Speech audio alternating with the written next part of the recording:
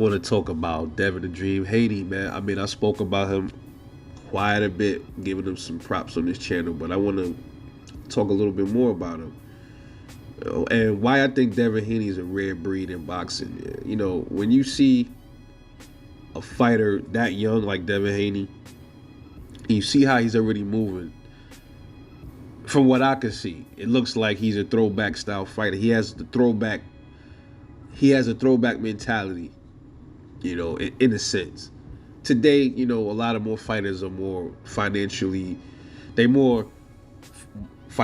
focused, which is cool. I'm saying? You in this sport to make some money too. This is, I'm not gonna say it's all about legacy.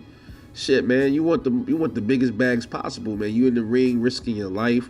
You want the biggest bags. I 100% agree with that.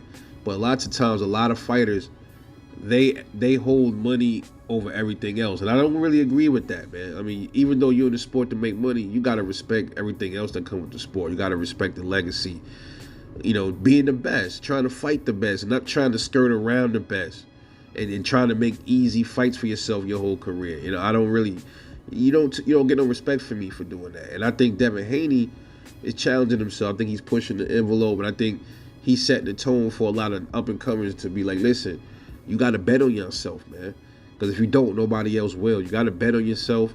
If you believe in your abilities, man, go get it. And sometimes you're going to have to just take less. And sometimes you're just going to have to just, go for broke, bro. That's just what it is to be great.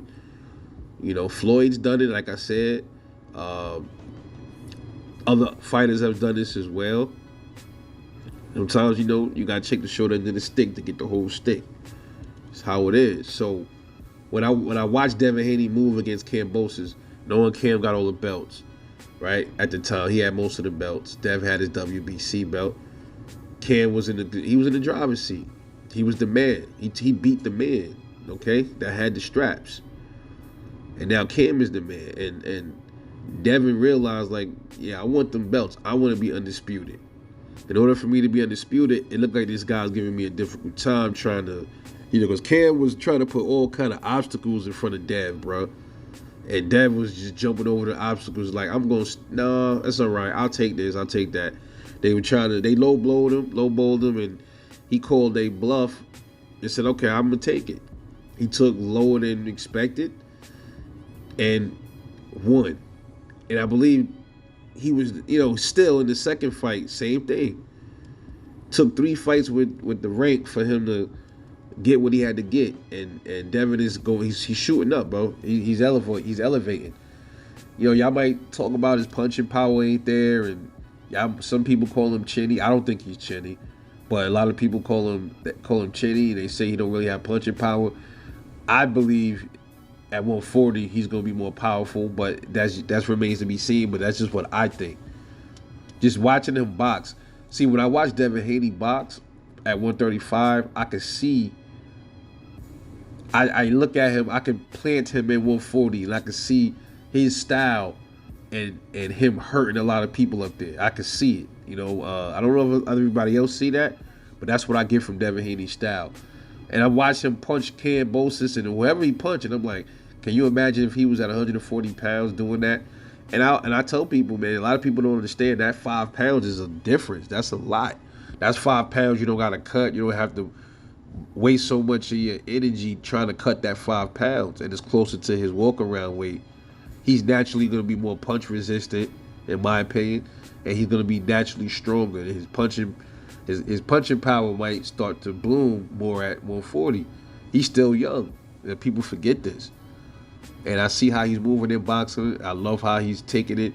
You don't see no other fighters doing what Devin Haney's doing in those divisions. You don't see nobody else at 135 taking that risk or trying to be the best like Devin Haney has. You don't see anybody worried about, I'll take a cut to get to be great. You don't see Tank doing that. You don't see Shakur Stevenson doing that. You don't see Kambosos. None of these cats doing that. Devin Haney is the prime example. He's the poster child for this. It started with him. So if you start seeing other fighters doing that coming up, Devin Haney's the one that started that movement, man. I really believe that. That's throwback style. Like, I'll get in the ring with them. Now, if Devin later on, you start seeing him moving funny against any fighters, then I might be like, all right, then he looking like he on some different shit. But he's willing to fight Regis Prograis, which is a hard-hitting champ at 140.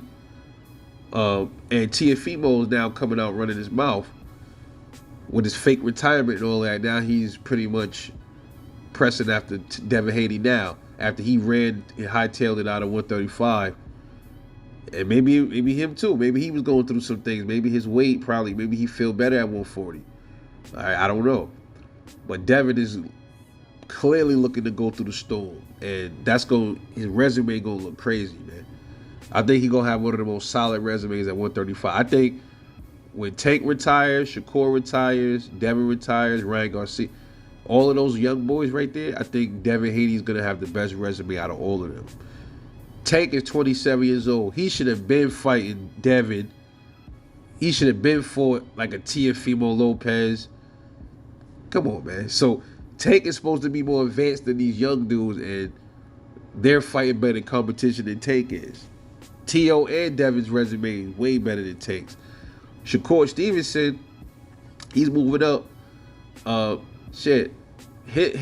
Tank resume probably slightly better than Shakur's, but not by far.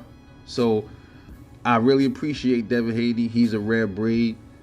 We needed him to do this. He took the bets against himself of being potentially robbed in another country, and he went in there and he styled on Kambosos twice.